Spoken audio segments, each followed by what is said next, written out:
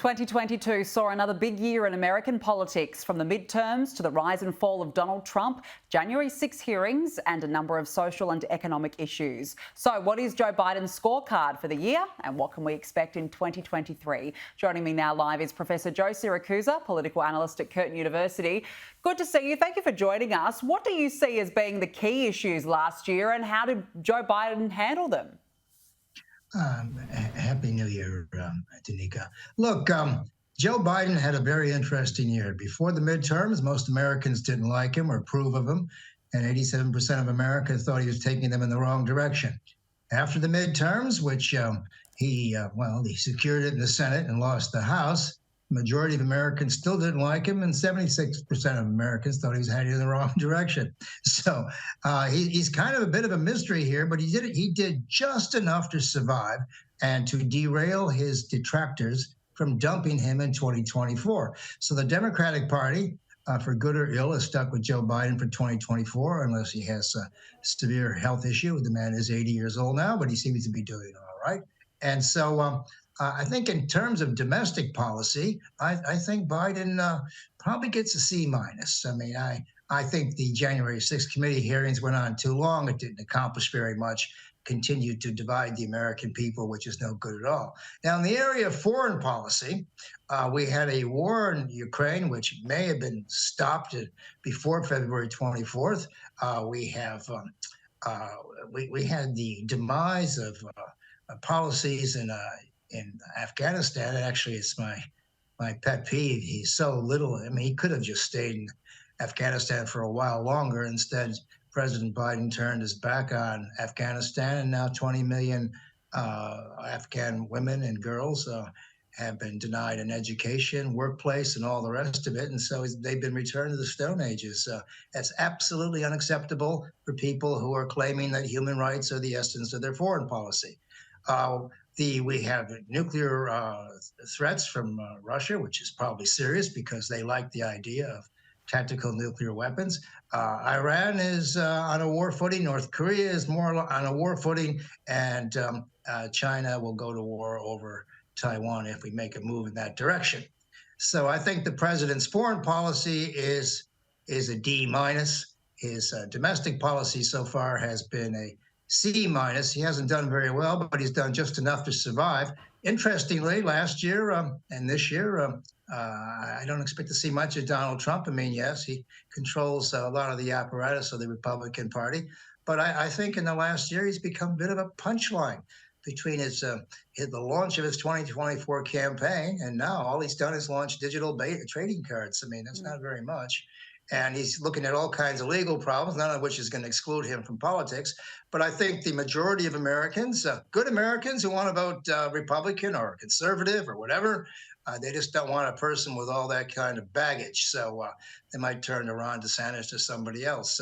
And of course, America's had its problems with gun shootings. We do nothing about it. Yeah.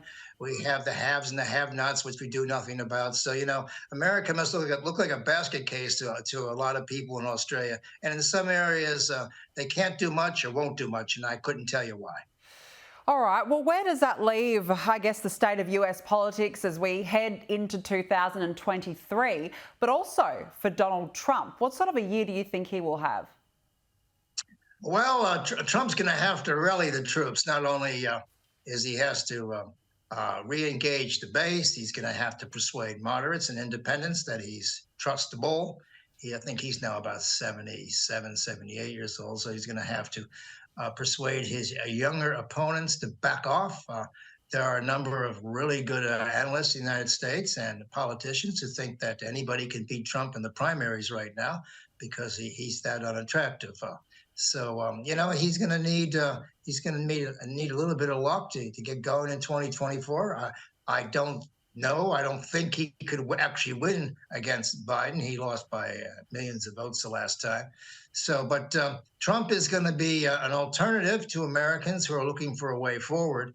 And America has to go forward. It has to get past the post-COVID thing, has to get past the inflation, it has to become a more equitable society, it has to solve its race problems, its police problems, and all the rest of it. So America has a long way to go. But I'll tell you this, Danica, America has an ability to reinvent itself every generation. my generation, which is the Vietnam War generation, was a mess. Uh, Lyndon Johnson lied his way in, and Richard Nixon lied about getting out. And then we had Watergate. We had all this corruption. We had mistrust in government and in the media. My generation decided to burn the house down. 25 cities burned in the 1960s. And America looked like it wasn't going to recover, but it did recover. So America has a great deal of renewal or redemptive policy or powers, and it's able to reinvent itself from time to time. And now I think it's time for the older generation, that is the baby boomers such as Trump and President Biden, maybe to step aside and let the millennials and the Gen X people take over and see what they can do. I think the people who were born in the 1940s and 50s have just about done all they can do or should have done for America, and now they're going to have to sit back and turn the reins over to somebody else. So I think it's going to be a very interesting year. We're going to have to avoid further conflict with Russia and Iran, North Korea, and we have a lot of hot spots in the world. So I think President Biden is going to have to be on his game, and let's just hope that America's enemies do not exploit them. And in the meantime, Australia has to guide its own fortunes. It's tied to America in many respects, but it has its own destiny also. And I think the labor mob here are trying to pursue a foreign policy within an alliance, which offers them very few options, but enough to stay out of trouble. So it's going to be a very interesting year in politics. Yeah, it certainly will be 2023 one to watch. Joe Siracusa, we'll leave it there. Thanks for joining us. Thank you.